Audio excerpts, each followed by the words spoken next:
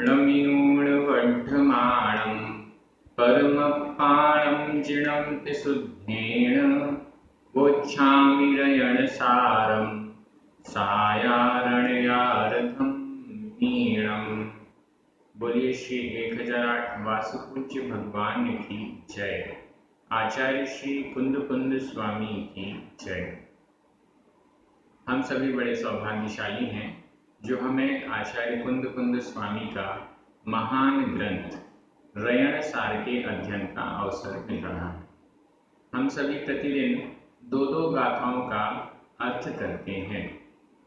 हम सभी ध्यान रखते हैं कि प्राकृत भाषा के एक एक शब्द को हम समझ पाएं।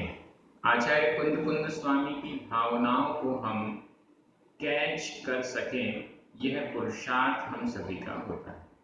आज दो गाथाओं का अध्ययन करेंगे, क्रमशः गाथा क्रमांक 118 और 119। पात्र कैसा होता है उसकी चर्चा आचार्य कुंद कुंद स्वामी कर रहे हैं। पात्र को ही दान देना, अपात्र को नहीं देना, ऐसा उपदेश आचार्य कुंद कुंद स्वामी का है। चलिए प्रारंभ करते हैं। गाथा क्रमांक 118। उच्चारण। दंसण दंसण शुद्धो दंसण शुद्धो। धम्मझाण धम्मझाण आधा झ धम्मझाण रदो धम्मझाण रदो। संगवज्जिदो संगवज्जिदो। निसल्लो निसल्लो निसल्लो। यहाँ पर सा अकेला है, अगर हम निसल्लो बोलेंगे तो डबल सा हो जाएंगे, वो नहीं बोलना है। निसल्लो निसल्लो। पत्त विशेषो पत्त विशेषो। भणियो भणियो। सो गुणहीनो गुणहीनो। दु विपरीदो विपरीदो। दंसण शुद्धो धम्म दंसण शुद्धो धम्म झाण रदो संगवज्जिदो निसल्लो। झाण रदो संगवज्जिदो निसल्लो। पत्त विशेषो भणियो पत्त विशेषो भणियो। सो गुणहीनो दुविपरीदो सो गुणहीनो दुविपरीदो। बहुत अच्छी और सरल गाथा है।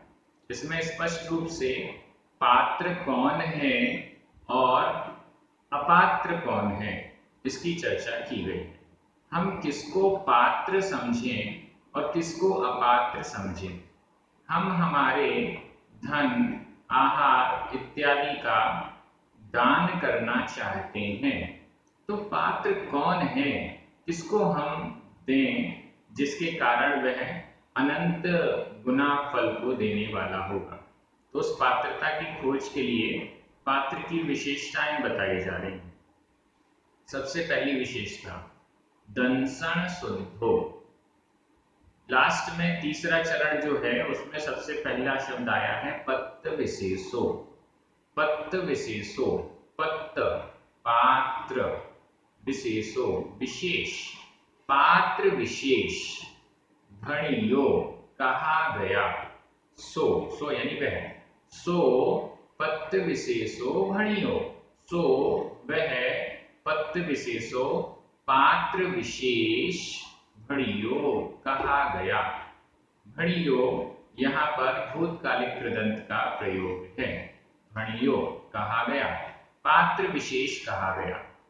सो यानी वह प्रथमा विभक्ति एक वचन का रूप है। पत्त विशेषो यह भी प्रथमा विभक्ति एक वचन। भणियो यह भी प्रथमा विभक्ति एक वचन। और जितने भी पद यहाँ पर हैं वो सारे के सारे प्रथमा विभक्ति एक वचन के हैं। दंसण शुद्धो, धम्मझाण रदो, संगवज्जिदो, निसल्लो, गुणहीनो, विपरीतो, ये सभी के सभी तस्मा विभक्ति के एक वचन। और पत्र विशेषों के विशेषण है। पात्र विशेष, कैसा पात्र विशेष? अब एक एक करके लक्षण या गुण देखते जाइए। पहला, दंसन शुद्धो, दंसन दर्शन, शुद्धो शुद्ध, दर्शन से शुद्ध। सबसे पहली कंडीशन पात्र की है कि वह दर्शन से शुद्ध होना चाहिए, सम्यक दर्शन से शुद्ध होना चाहिए, सम्यक दृष्टि होना चाहिए। सम्यक दृष्टि हुए बिना पात्रता मानी ही नहीं गई है।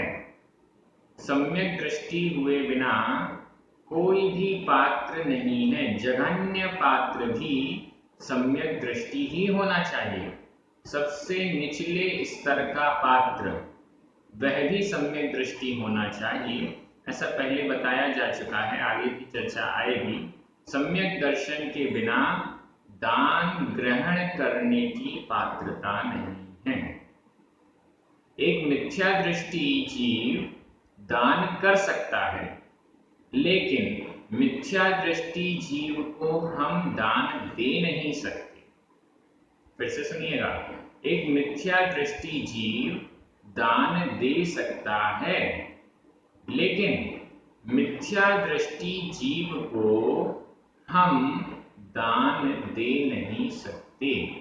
ऐसा हमें समझना चाहिए। तो सबसे पहली कंडीशन है दंसन शुद्ध, दर्शन से शुद्ध होना चाहिए, सम्यक दृष्टि होना चाहिए। और इसको अगर हम इस दृष्टि से ले लें, दंसन का मतलब, जैसा कि आचार्य कुनकुन स्वामी ने दंसन पाहुड़ में, दर्शन पाहुड़ में बताया है, दंसन शुद्धो। अगर इस गाथा को हम उत्तम पात्र की चर्चा में ले रहे हैं तो वहां पर दर्शन शब्द का आया है मुनि मुद्रा, खड़े होकर आहार लेना इत्यादि। ये जो मुनि मुद्रा है, जिसके कारण जिस मुनि मुद्रा के कारण स्पष्ट रूप से जैन दर्शन झलकता है, जिन मुद्रा झलकती है उसे दर्शन कहा गया। दंसे मुख मग्गम इत्यादि ये गाथा है। तो वहां पर जिस मुद्रा को देखकर मोक्ष मार्ग का दर्शन हो जाता है, उस मुद्रा से जो शुद्ध है। तो दंसन शुद्धों का अर्थ एक तो सम्यक दर्शन की ले सकते हैं, और दूसरा मुनि मुद्रा, यह भी दर्शन का अर्थ लिया जा सकता है। हालांकि अर्थ करने वालों ने ये नहीं लिया है, लेकिन अपन तो और चिंतन भी कर रहे हैं ना, तो इस दृष्टि से थोड़ा सा ये भी लिया जा सकता है। तो फिर यह उत्तम पात्र वाली गाथा हो जाएगी। उत्तम पात्र कैसा होना चाहिए, ये इस गाथा का मेन थीम हो जाएगा। तो दंसन शुद्धो, जो सम्यक दर्शन से शुद्ध है अथवा जिन मुद्रा से सहित है, ये दूसरा अर्थ हो गया इसका। दूसरा विशेषण धम्मझाण रदो। धम्मझाण, धम्म धर्म्य, झाण ध्यान। धर्म ध्यान में जो रत है, हमारे लिए पात्र कौन है? जो धर्म ध्यान में रत है। उत्तम पात्र की यदि हम चर्चा कर रहे हैं, उत्तम पात्र का प्रकरण चल रहा था पूर्व में भी, दर्शन से जो शुद्ध है, धर्म ध्यान से में जो रत है, धर्म ध्यान में लीन रहता है। हम चाहते हैं कि जिस पात्र को हमने दान दिया है, उस दान की दी हुई वस्तु का वह सदुपयोग करे, और जितना अधिक सदुपयोग करेगा उतना अधिक फल हमें मिलने वाला है। इसलिए धर्म ध्यान में रत हो। यहाँ पर शुक्ल ध्यान में रत हो ऐसा नहीं कहा गया, क्योंकि संभावना तो ये है जो शुक्ल ध्यान में रत होते हैं वो आहार ग्रहण करने के लिए आएंगे ही नहीं, वो तो अपने ध्यान में ही लीन रहेंगे। तो यहाँ पर लिखा है धम्म ध्यान रत, धर्म ध्यान में जो रत हैं, लीन रहते हैं, धर्म ध्यान में तल्लीन रहते हैं। संग वज्जिदो, ये तीसरा विशेषण। संग वज्जिदो, संग, संग का अर्थ है परिग्रह, वज्जिदो वर्जित, परिग्रह से वर्जित, परिग्रह से रहित। जिन्होंने पूर्ण रूप से परिग्रह का त्याग किया हुआ है। अब स्पष्ट हो गया ये उत्तम पात्र की चर्चा है, क्योंकि उत्तम पात्र मुनि महाराज ही संपूर्ण परिग्रह का त्याग करते हैं। तो यह गाथा उत्तम पात्र की विशेषता को बताने वाली है। दर्शन से शुद्ध, सम्यक दर्शन से सहित, और दूसरा अर्थ वो ध्यान रखिएगा, मुनि मुद्रा से सहित, धर्म ध्यान में रत, संग यानी परिग्रह से वर्जित, परिग्रह से रहित, किंचित मात्र भी परिग्रह जो नहीं रखते हैं, और निसल्लो, निसल्लो सल्ल शल्य, शल्य से रहित। तीन प्रकार की शल्य पहले भी बताई गई, माया शल्य, मिथ्या शल्य और निदान शल्य। इन तीन प्रकार की शल्य से जो रहित हैं, निसल्लो। आचार्यों ने, आचार्य उमा स्वामी महाराज ने तत्पाठ सूत्र में स्पष्ट किया है कि एक व्रती शल्य से सहित हो ही नहीं सकता। उन्होंने सूत्र दिया है वहां पर, निःशल्यो व्रती, व्रती शल्य से रहित होता है। कोई भी तीनों में से कोई भी शल्य व्रती में नहीं होनी चाहिए, इसलिए यहाँ भी स्पष्ट कहा निसल्लो, शल्य से रहित। ये चार विशेषण जिसके पास है, पत्त विशेषो भणियो सो, सो पत्त विशेषो, सो यानी वह पत्त विशेषो, पात्र विशेष भणियो कहा गया। वह पात्र विशेष उत्तम पात्र कहा गया। पात्र विशेष का अर्थ विशेष पात्र भी हम ले लें तो उत्तम पात्र कहा गया। अब चौथा चरण जो कि इंपॉर्टेंट है और हम अक्सर उसको नजरअंदाज करते हैं, गुणहीनो दुविपरीतो, दु परंतु, दु परंतु, गुणहीनो, गुणों से जो हीन है, गुणहीन, गुणों से जो हीन है, ये जो चार गुण ऊपर बताए गए, इन गुणों से जो हीन है वो विपरीतो, विपरीत है, पात्र विशेष नहीं है, अपात्र है, अपात्र विशेष है, अपात्र है। अपात्र मतलब जो पात्र नहीं है, दान देने की योग्य नहीं है, वो अपात्र। विपरीतो विपरीत, पत्र विशेषो, पात्र विशेष की चर्चा चल रही है, पात्र विशेष का विपरीत यानी उल्टा, अपात्र, अपात्र है, अयोग्य है। कौन?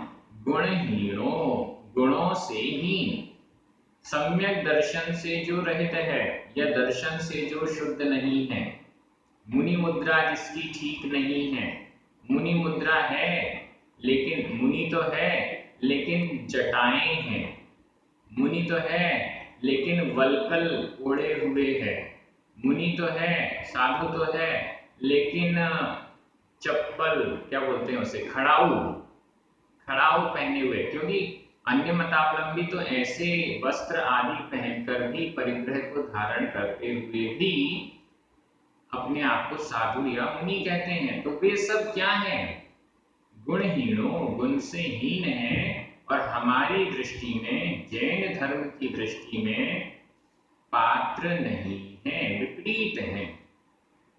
तो सबसे पहला, दर्शन से जो रहित हैं, धर्म ध्यान में लीन है ही नहीं, मुनि तो है लेकिन दिन भर राजनीति की चर्चा, दिन भर इधर उधर की बातें, दिन भर आरंभ और परिग्रह की बातें, धर्म ध्यान में जो रत ही नहीं है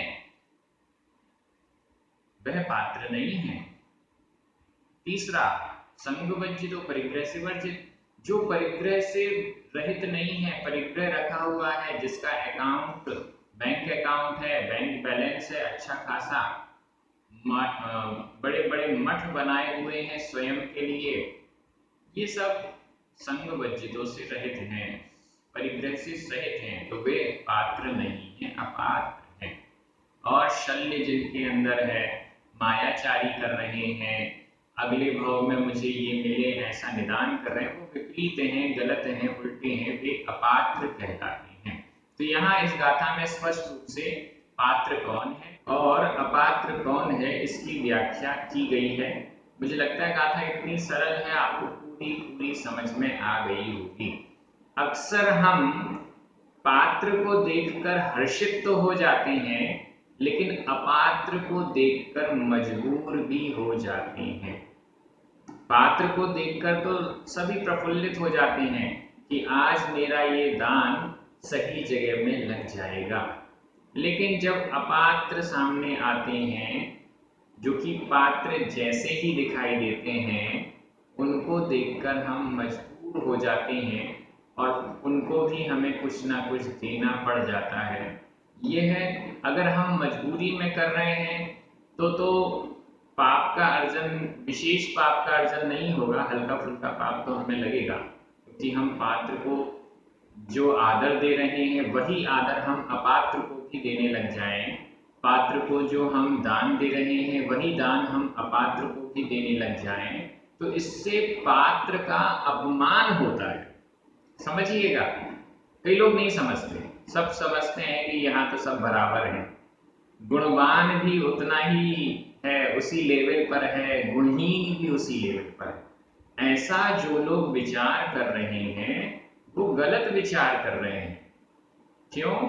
एकदम स्पष्ट है, अगर हम पात्र और अपात्र को समान श्रेणी में रख देंगे, पात्र को भी वही सम्मान, अपात्र को भी वही सम्मान, पात्र को भी वही दान, अपात्र को भी वही दान, तो ये मानकर चलिएगा कि आपने जो पात्र है उसकी अवहेलना कर दी। उदाहरण देता हूं, हमारे लिए हमारे माता पिता पूज्य हैं और हम उनके चरण स्पर्श करते हैं। माता पिता सामने हैं, हमने उनके चरण स्पर्श किए। अब साथ में ही कोई ऐसा व्यक्ति है जो दुराचारी है या खोटा है, हम उसका भी चरण स्पर्श करने लग जाएं तो क्या होगा? उस भ्रष्ट व्यक्ति का भी हम चरण स्पर्श करें जैसे हम अपने माता पिता के चरणों को स्पर्श करते हैं, तो क्या होगा? निश्चित रूप से जो सम्मान हम हमारे माता पिता को देते हैं, यदि उस भ्रष्ट व्यक्ति को भी हम वही सम्मान देंगे तो हम अपने माता पिता का अपमान कर रहे हैं। जो द्रव्य हम जिनेंद्र भगवान के समक्ष अर्पित करते हैं, जो द्रव्य हम जिनेंद्र भगवान के समक्ष अर्पित करते हैं, पंच परमेष्ठियों के समक्ष अर्पित करते हैं, नव देवताओं के समक्ष अर्पित करते हैं, जो भी हमारे यहाँ पूज्य हैं उनके समक्ष जो द्रव्य हम अर्पित करते हैं, वही द्रव्य आप मेरे सामने अर्पित करने लग जाओ तो क्या होगा? निश्चित रूप से मैं उस पूजा का अधिकारी तो नहीं हूं, उस योग्य तो नहीं हूं, लेकिन आप ऐसा करने लग जाएंगे तो फिर जिनेंद्र भगवान का अपमान माना जाएगा।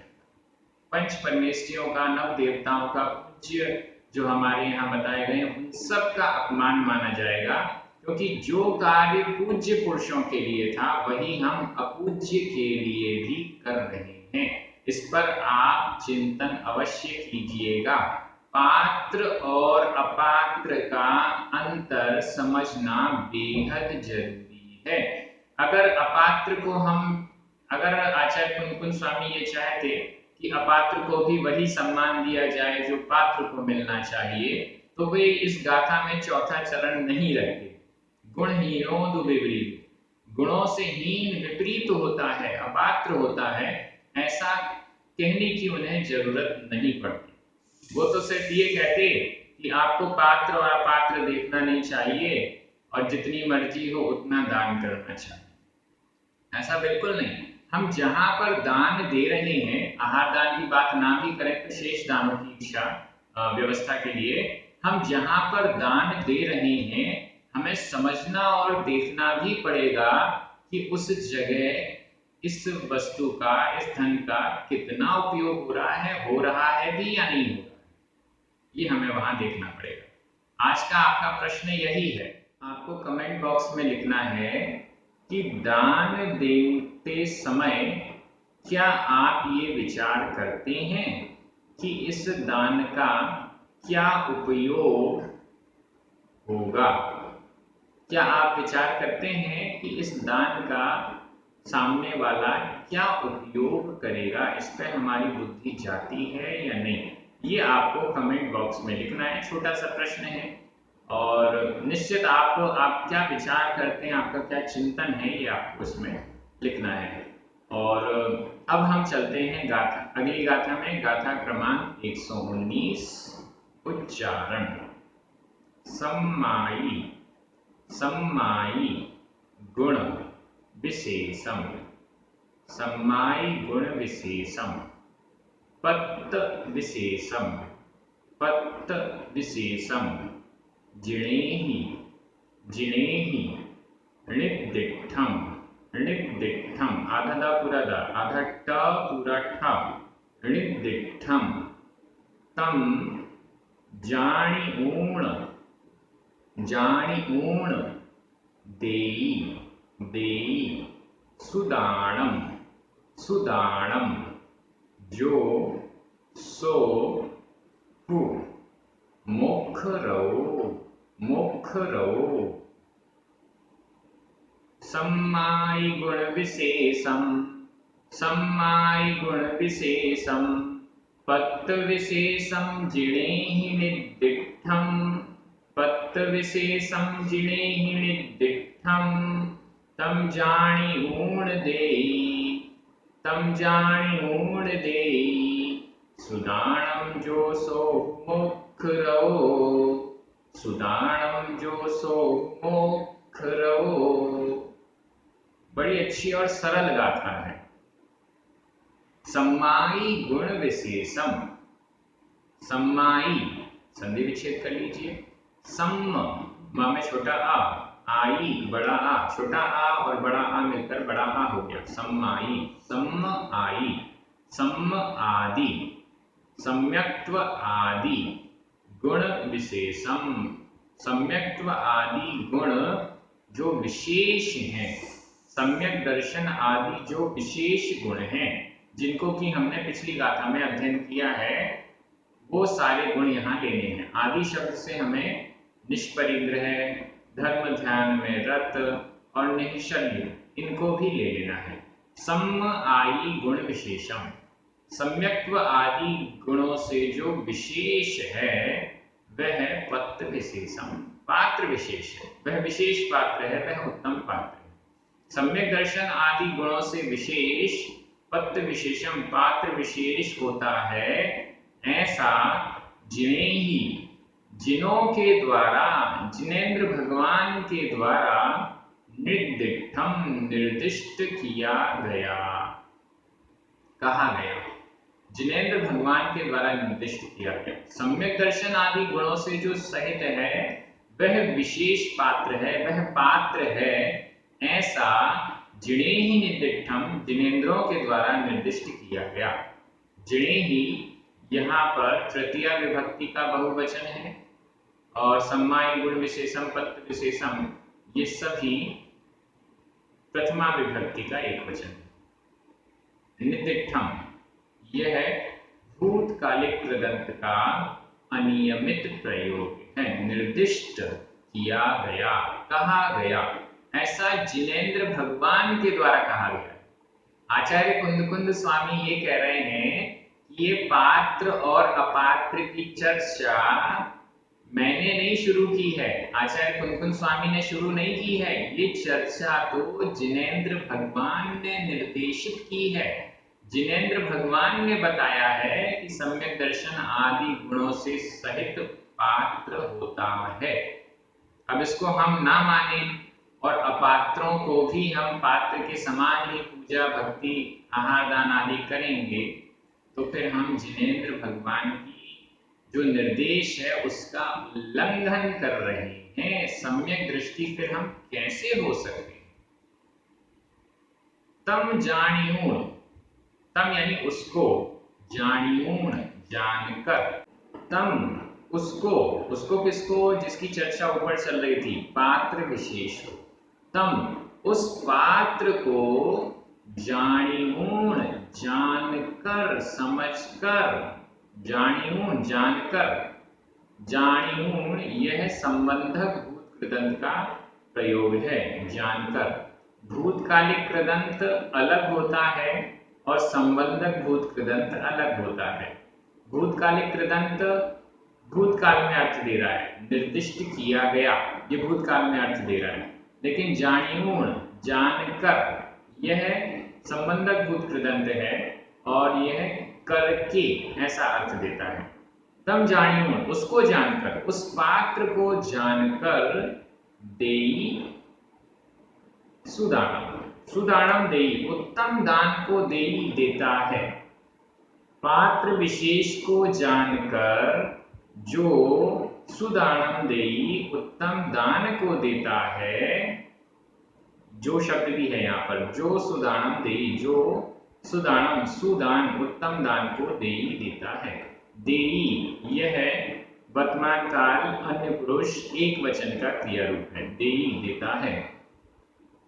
सो हु मोक्ष रहो, सो यानी वह, हु निश्चित रूप से, मोक्ष रहो मोक्ष में रत है, जो ऐसे पात्र को जानकर समझकर